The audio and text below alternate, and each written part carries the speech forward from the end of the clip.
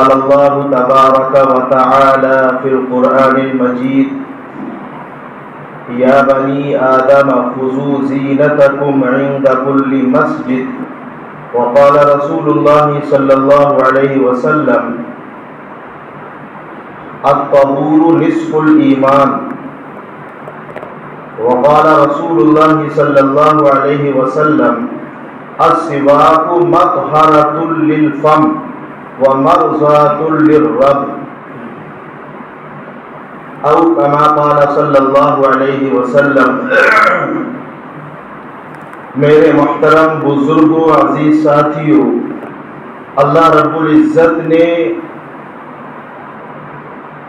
اسلام سے پہلے اور بھی مذہب عطا فرمائے۔ اللہ رب العزت نے قرآن سے پہلے اور بھی کتابیں نازل فرمائی۔ ہمارے نبی، نبیوں کے نبی جناب محمد الرسول اللہ صلی اللہ علیہ وسلم سے پہلے اور بھی انبیاء علیہم السلام تشریف لائے، لیکن قرآن کریم کے آ جانے کے بعد پچھلی جتنی بھی کتابیں تھیں اور ان کے احکامات تھے وہ سب منسوخ اور ختم ہو گئے، اب ان پر عمل نہیں ہوگا۔ اسی طریقے سے ہمارے نبی جناب محمد الرسول اللہ صلی اللہ علیہ وسلم کے آنے کے بعد جتنے بھی انبیاء علیہم السلام گزرے ہیں ان کے جو احکامات اور ان کی جو شریعت تھی اب وہ ختم ہو گئی۔ اب جیوز مذہب اللہ کے یہاں قابل قبول نہیں ہے، کرسچن کا مذہب اب قابل قبول نہیں ہے۔ موسیٰ علیہ السلام کا جب دور تھا، جب حکم تھا کہ موسیٰ علیہ السلام اور تورات مقدس پر عمل کرو، لیکن اب اسلام آنے کے بعد اللہ نے قرآن میں فرمایا وَمَن يَبْتَغِ غَيْرَ الْإِسْلَامِ دِينًا فَلَن يُقْبَلَ مِنْهُ، میرے پاس جو آئے گا صرف اسلام مذہب کو لانے والا یہاں قابل قبول ہوگا۔ یہ اللہ نے قرآن میں صاف کہہ دیا۔ تو اللہ کے نبی جناب محمد رسول اللہ صلی اللہ علیہ وسلم نے جو باتیں بتائیں اب وہ قیامت تک رہیں گی، لیکن کچھ باتیں ایسی ہیں جو اللہ کے نبی جناب محمد رسول اللہ صلی اللہ علیہ وسلم نے پچھلی شریعتوں کی باتوں کو باقی رکھا ہے۔ تو پچھلے ہفتے بھی بیان ہوا تھا کہ کچھ چیزیں ہیں فطرت انسان اور انبیاء علیہ السلام کی سنتیں چلی آ رہی ہیں۔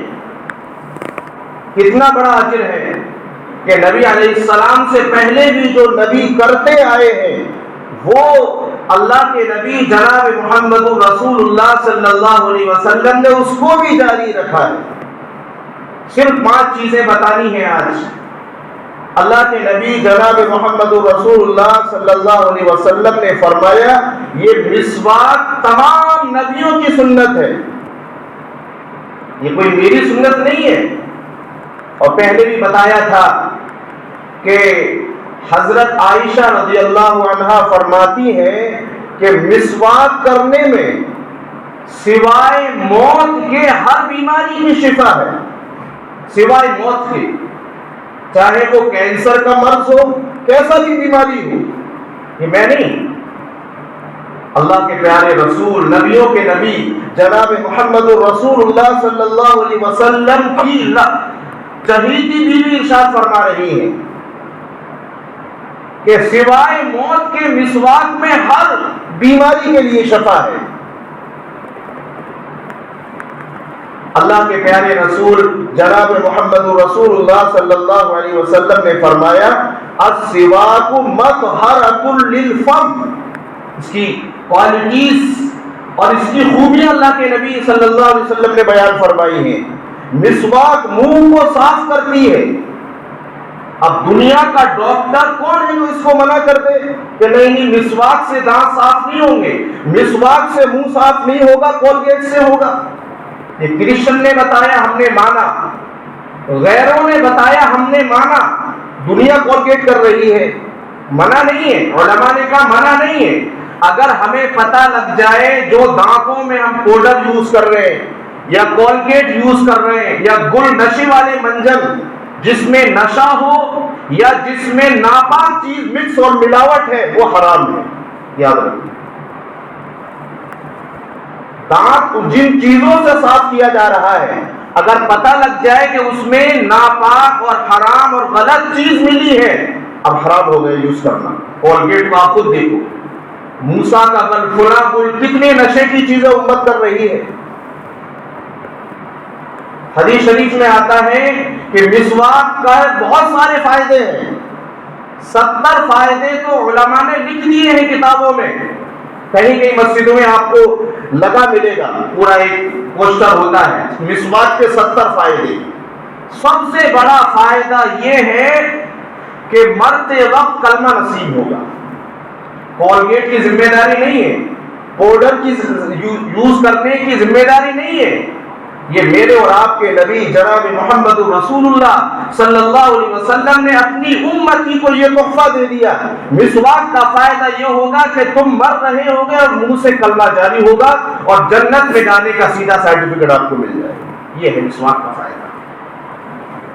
اور نشہ والی چیزوں سے چاہے وہ گٹکا ہو نشے کی چیزوں سے جو استعمال کرتا ہے علماء نے کہا سب سے بری چیز یہ ہے کہ موت اور مرتے وقت کلمہ نصیب نہیں ہوگا.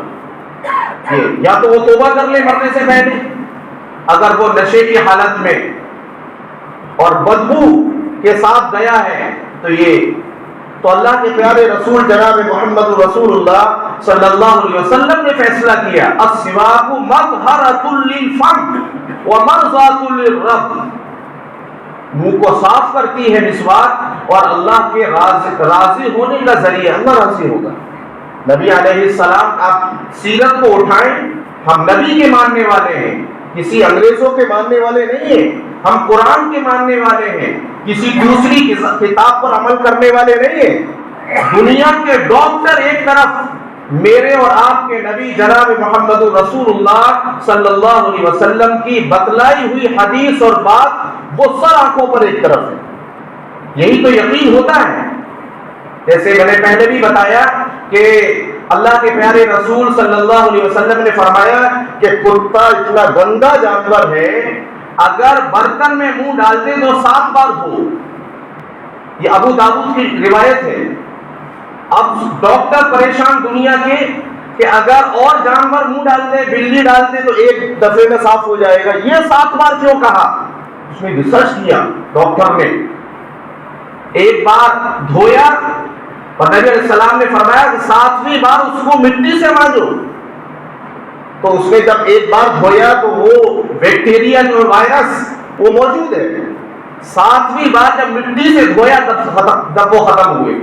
تو اس ڈاکٹر کو لکھنا پڑا مجبوراً مسلمانوں کے لیے, اے مسلمانوں تم کدھر کھو گئے, تمہارے نبی خالی نبی نہیں ہے, دنیا کے سب سے بڑے ڈاکٹر بھی. تو یہ نبی اور ہمارے نبی ہم سب کو مسواک بتا کر گئے. نبی علیہ السلام جب گھر میں جاتے تو مسواک کرتے. ایک بہت بڑے فقیہ ہیں, فقیہ کا مطلب بہت بڑے عالم, جنہوں نے کتاب لکھی ہے, انہوں نے نیچے لکھا اس حدیث کے لوگوں, اے مردوں اے شوہروں سنو, یہ نبی علیہ السلام جب گھر میں گھستے تو مسواک کیوں کرتے؟ ایک صحابی نبی علیہ السلام کے پاس تشریف لائے, کچھ بال بگڑے ہوئے, تو نبی علیہ السلام نے ان کو 5 باتیں بتائیں کہ دیکھو مردوں بالوں کو صاف رکھو, زینت اختیار کرو, کپڑے صاف رکھو. یہ کیوں فرمایا نبی علیہ السلام نے؟ خالی بیویوں کے لیے نہیں ہے کہ شوہر گھر میں جب داخل ہو تو بیوی کو حکم دیا گیا خوبصورت بنے, خوشبو کا استعمال کرے, اچھے کپڑے پہنے. اس کو کوئی شوہر تھکا ہوا آ رہا ہے, خالی عورتوں کے لیے نہیں ہے, مردوں کے لیے بھی ہے. وہ گھر میں جا رہا ہے, اس لیے حدیث میں آتا ہے ان جوز کی جو بیویاں بنی اسرائیل کی, ان میں زنا کیوں پھیلا؟ شادی شدہ ہے عورت اور وہ دوسرے سے منہ کالا کیوں کر رہی ہے؟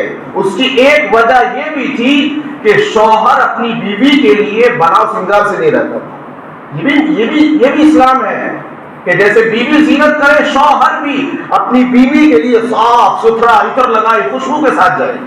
اس لیے نبی علیہ السلام کی سنت ہے کہ نبی علیہ السلام جب گھر میں جاتے تو مسواک کرتے ہوئے جاتے. کیوں؟ وجہ کیا؟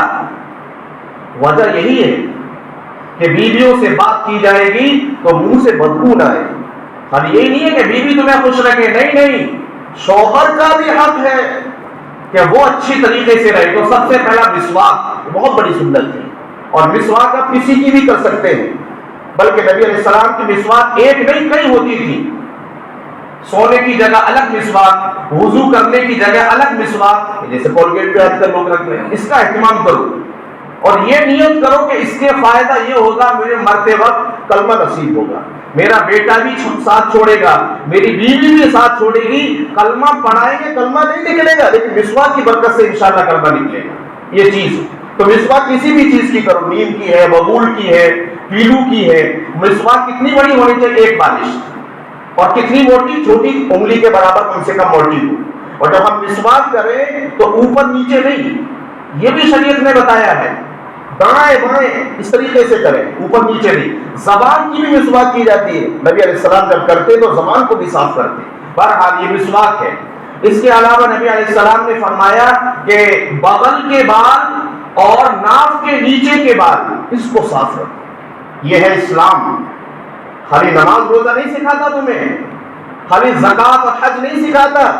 حج کر رہے ہیں، بال بڑے ہوئے ہیں، اس لیے علماء نے لکھا ہے بالوں کے متعلق کہ ہر جمعے میں صاف کریے. بلکہ بغل کے بارے میں تو عجیب چیز لکھی ہے، عجیب، تم بھی تعجب کرو گے. نبی علیہ السلام نے فرمایا وَنَتْفُ الْإِبِطِ، بغل کے بال اکھیڑنا چاہیے، یہ سنت ہے. لیکن یہ شروع سے عادت ہوتی ہے. اکھیڑ جس کے بغل میں سے بدبو آتی ہے، بتا رہا ہوں میں علاج، یہ نبی عادت بنائے اکھیڑنے کی، لیکن یہ ایک دم نہیں ہوتا ہے. بہرحال تو یہ بغل اور ناف کے نیچے کے بال ہر ہفتے صاف کریں. ہر ہفتے نہ کر سکے تو 15 دن میں کرے، 15 دن میں بھی نہ کر سکے تو 40 دن سے اوور نہیں ہونا چاہیے. یہ یاد رکھو، 40 دن سے زیادہ اگر ہے، آپ حج کے لیے آپ گناہ بھی آپ کو مل رہا ہے، آپ نماز پڑھنے آئے ہیں تو نماز کا ثواب تو مل ہی رہا ہے لیکن آپ کو گناہ بھی مل رہا ہے. 24 گھنٹے کا گناہ ہے، یہ حرام ہے، مکروہ ہے، تحریمی ہے. اس لیے 40 دن کراس کرے فوراً. اب وہ آپ جانے آپ نکاح رکھیں یا کیا کریں، 40 دن سے کراس نہیں ہونا ہے. اور علماء نے یہ بھی لکھا ہے اس کے متعلق کہ یہ ناپاکی کی حالت میں نہیں بال کاٹنے چاہیے، مکروہ ہے، اس سے دماغ کمزور ہوتا ہے. اس کے علاوہ ایک سنت ہے ناخن کاٹنے کی سنت. نبی علیہ السلام، آج ڈاکٹر بھی کہہ رہے ہیں یہ اسلام نے بتایا، اسلام سے پہلے نبیوں کی سنت ہے. ناخن بڑھاتے نہیں تھے. یہ ہم سب کی ذمہ داری ہے، ہمارے بیٹا بیٹی، جیسے اسکولوں میں بھی آج سب جگہ ہے چیکنگ ہوتی ہے. وجہ یہی ہے، یہ سنت غیروں نے لی ہے. آج غیر مسلموں کے اسکولوں میں جاؤ، وہاں بھی ناخن چیک ہو رہے ہیں. ان کے مذہب میں کچھ صفائی نہیں ہے، لیکن میرے اور آپ کے نبی صلی اللہ علیہ وسلم نے فرمایا ناخن کا بھی مسئلہ وہی بالوں کا ہے. ہفتے کرو، 15 دن میں کرو، 40 دن سے زیادہ کراس نہ ہو. اس کی بھی سنت ہے. نبی علیہ السلام دائیں طرف سے اچھا کام شروع کرتے تھے. جب ہم ناخن کاٹیں تو سیدھے ہاتھ کی شہادت کی انگلی سے شروع کریں. پہلے شہادت کی انگلی اور پھر چھوٹی والی انگلی سیدھے ہاتھ کی، پھر اس کے بعد الٹے ہاتھ کی چھوٹی انگلی سے شروع کرتے ہوئے یہ انگوٹھے تک، سیدھے ہاتھ کے انگوٹھے تک. اور پیروں کا یہی ہے، سیدھے پیر کی چھوٹی انگلی سے کاٹنا شروع کرو اور الٹے پیر کی چھوٹی انگلی تک. یہ سنت ہے. ہم کام بھی کر رہے ہیں، ناخن بھی کاٹ رہے ہیں اور نبی علیہ السلام کی سنت بھی زندہ کر رہے ہیں. ایک سنت کا زندہ کرنے کا کتنا بڑا ثواب ہے، 100 شہیدوں کا. نبی علیہ السلام نے فرمایا جو میری ایک سنت کو زندہ کرے گا اس کو 100 شہیدوں کے برابر اس کو ثواب ملے گا. اللہ تعالیٰ عمل کی توفیق عطا فرمائے.